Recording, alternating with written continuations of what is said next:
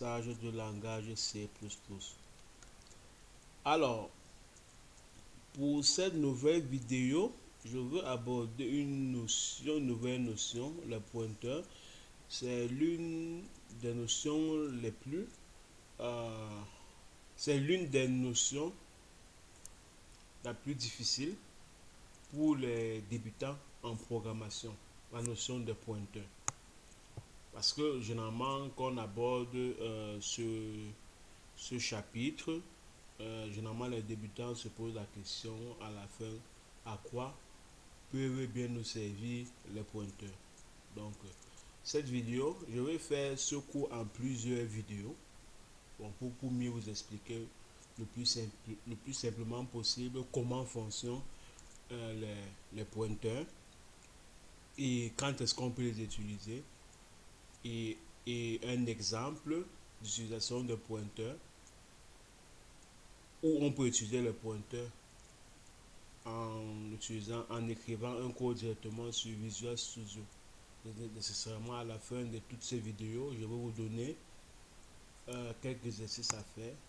Bien entendu, après je vais vous donner les corrections de ces exercices. Alors, sans plus tarder, entrons dans le vif du sujet. C'est quoi le pointeur?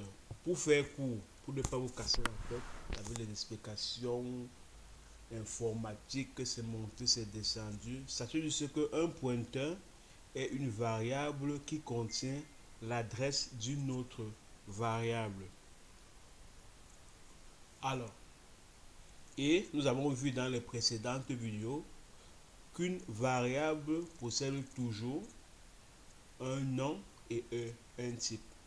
Donc, c'est-à-dire pour déclarer un pointeur, il faudrait le déclarer de cette façon, c'est-à-dire le type, par exemple ici un exemple in, et ensuite le nom du pointeur précédé de étoile. Là, nous avons déclaré un pointeur de type integer et son nom c'est pointeur. Bon, le nom est, je l'ai choisi de façon aléatoire. Vous pouvez très bien prendre un autre nom. Bon, ça n'influencera pas votre code. Alors, comme je vous ai dit tout à l'heure que un pointeur est une variable contient l'adresse d'une autre variable.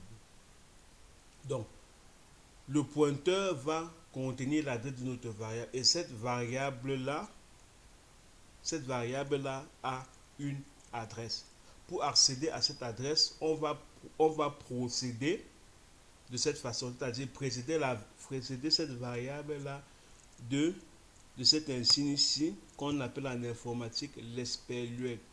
L'espaluette, j'espère que je l'ai bien prononcé. Donc, c'est-à-dire quoi? Maintenant que pour accéder, pour maintenant stocker l'adresse de cette variable-là dans notre pointeur, puisque notre pointeur a pour rôle de stocker donc une variable qui contient l'adresse d'une autre variable. Et ici, notre variable ici est pointeur.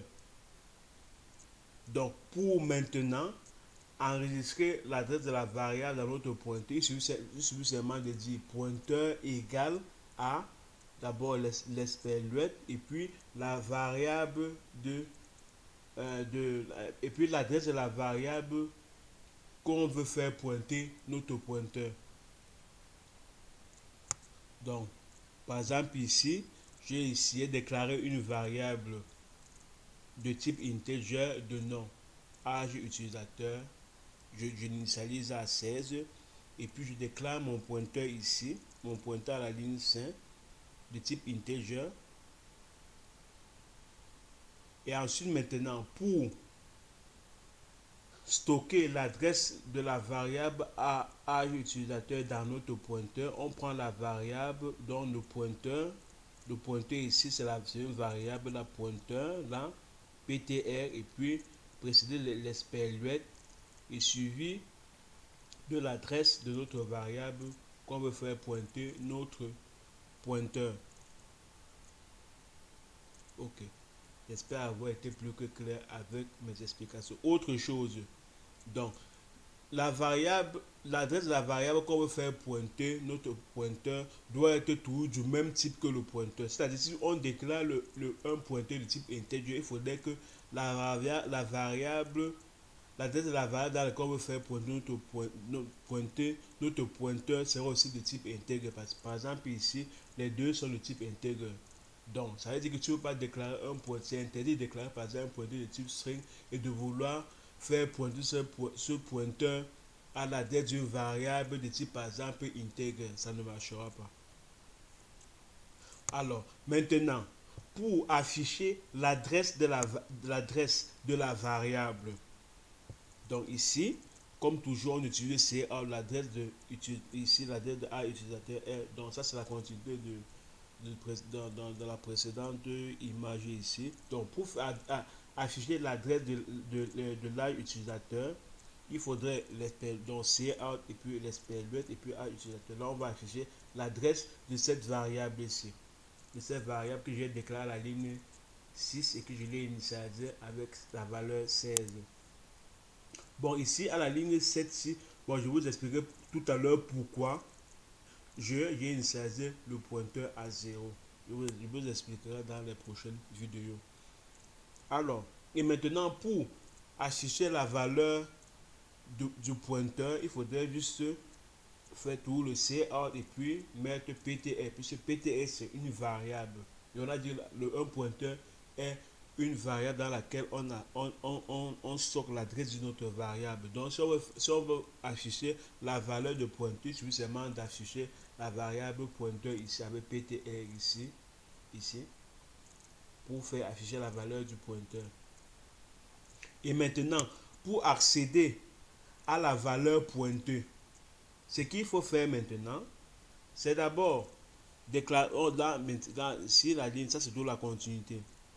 Là on déclare la variable et âge utilisateur et puis le pointeur que j'initialise à 0. Bon, je vous expliquerai pourquoi je l'initialise à 0 dans les prochaines vidéos. Et puis maintenant, je saute l'adresse de la valeur qu'on souhaite faire pointer le pointeur sur notre variable pointeur. Et puis maintenant, si je veux afficher la valeur pointée par le pointeur, la valeur pointée par le pointeur, il suffit seulement de mettre le PTR précédé de étoile. Là, on va afficher. Donc, si vous exécutez ce code, ça va vous afficher 16. 16. Donc, l'objectif, c'est passer la valeur 16 ici. La valeur 16 ici qui a été stockée dans la variable âge utilisateur en utilisant un pointeur. En utilisant un pointeur. Donc, j'espère avoir été plus que clair avec mes explications. Donc, mais maintenant, certainement avec toutes mes explications, vous allez vous poser la question à quoi peut bien nous servir les pointeurs. Donc, les pointeurs sont très utiles dans les trois cas suivants. Lorsque par exemple, on veut sélectionner une valeur parmi plusieurs options, ou lorsqu'on veut partager une variable dans plusieurs morceaux du programme, donc du programme que vous codez, donc de votre code, ou lorsqu'on veut créer et détruire des cases mémoire. Donc, dans les prochaines vidéos, je vais vous montrer quelques applications de ces trois cas d'utilisation des pointeurs. Donc, si jamais vous êtes confronté à un code et que votre code ne fait pas allusion à l'un de ces trois cas, sachez que vous n'avez pas besoin des pointeurs. Donc, ne pensez surtout pas que les pointeurs pourraient l'utiliser sur n'importe quel programme, non. Les pointeurs s'utilisent toujours dans ces trois cas-ci. Ok. J'espère avoir été plus que clair avec mes explications. Si ce n'est pas le cas, n'hésitez surtout pas de me poser les questions en dessous, c'est-à-dire dans les commentaires. J'essaierai dans la mesure du possible de vous répondre le plus rapidement possible, bien évidemment. Donc avec ceci, nous arrivons au terme de cette première vidéo. Il y aura d'autres séries de vidéos.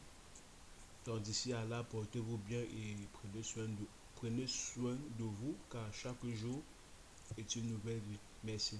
Merci de votre attention. Ciao, ciao.